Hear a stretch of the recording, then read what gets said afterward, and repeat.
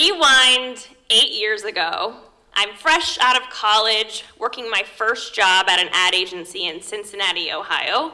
I am working on big name accounts like DSW Shoes, White House Black Market, American Greetings, and I thought, I've made it. The world is my oyster. I'm so excited. I'm gonna go out and do these big, great things and have a wonderful career. And then came the news. They lost a big client, I lost my job, packed up my bags and came driving back to Dayton, Ohio, where my lovely parents had a roof for me over my head during my 12 weeks of unemployment. During those 12 weeks, all of my job applications were going to Nashville, Tennessee, because I was going to be a publicist in the music industry with these big name artists. That was my dream. Well, lo and behold, I actually got a job offer at Sinclair College to be their alumni director, and so I took it on.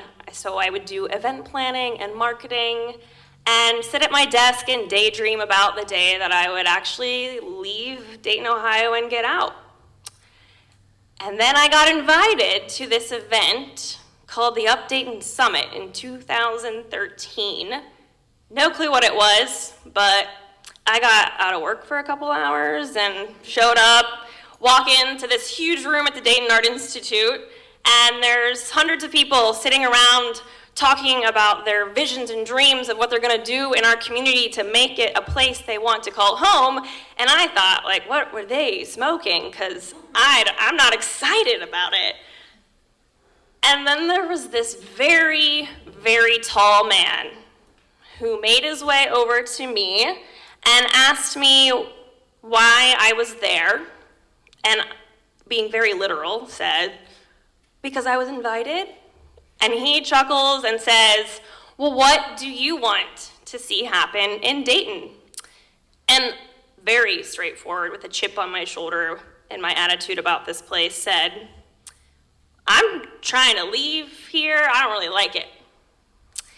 And that was interesting because you would think that he may respond with some smart aleck, patronizing comment, but what he said next planted a seed that has grown and grown and grown over the years. And his response was, we are all here because we believe we can make a difference. And in that moment, an entire stranger disrupted my worldview of who I thought I was, who I thought I could be. And I sat on that for months and months and months and unraveled, like, what was it about me that wanted to leave Dayton so bad? Why did I want to go somewhere else? And I truly did not believe that a young 20-something could make a difference in a city. I thought it would be easier to go somewhere else where everything was already built and created and thriving and just to enjoy that. I couldn't do the hard work and actually make a difference here, could I? And so the years would pass and I would meet more passionate people who were doing things in this community, and we would create things together. Things like Nucleus Co-Share, a co-working space that supports the entrepreneurial ecosystem. We would create a viral music video called the Dayton Music Video, which made the top 5 best things to happen to Dayton in 2015, next to the president coming and a national award in the Oregon district. And I was just like, wow, well, maybe this is fun. Dayton's cool, you can do stuff here. And so then 2017 rolls around. I actually pitch at the Dayton Summit, that room where I thought I walked in and everybody was wacko. And I'm on stage sharing what I wanted to do for this community, who at the time, and we still are in it, was amidst an opioid crisis. Something that really had touched me personally. And I pitched a project to tell stories of hope of people affected by addiction. And while I didn't win that summit, I really won because of the people in the audience who would encourage me. And we got that project done. And we launched these videos for an entire year. And Forbes did an article. And Huffington Post did an article. And we were able to tell an alternative narrative to the destruction of our city and show it in positive light. All of these things were happening. And then last summer comes, Nucleus gets acquired by the Entrepreneur Center, and all this exciting energy of all the things I was doing felt like it hit a dramatic pause. And that empty feeling of wanting to run away from this place to somewhere bigger and better started creeping back in, because what was I doing anymore? It all seemed like it was done.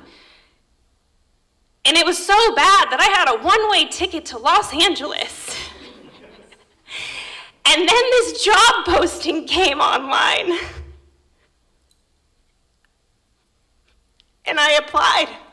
And that job posting was what told me my return date on that one-way ticket, because I got that job. And so today I stand here as the executive director of Dayton, the organization where I met that tall man in 2013 who challenged me to believe that who I am makes a difference. And here I am, and I am able to empower everyone and meet people in the community who are amazing, who it's easier to complain or it's easier to run and go where something is better, but to actually get your hands dirty and get in and do the work to make it what you want, that's who I am today, and that is what I get to do alongside all of you. Thank you.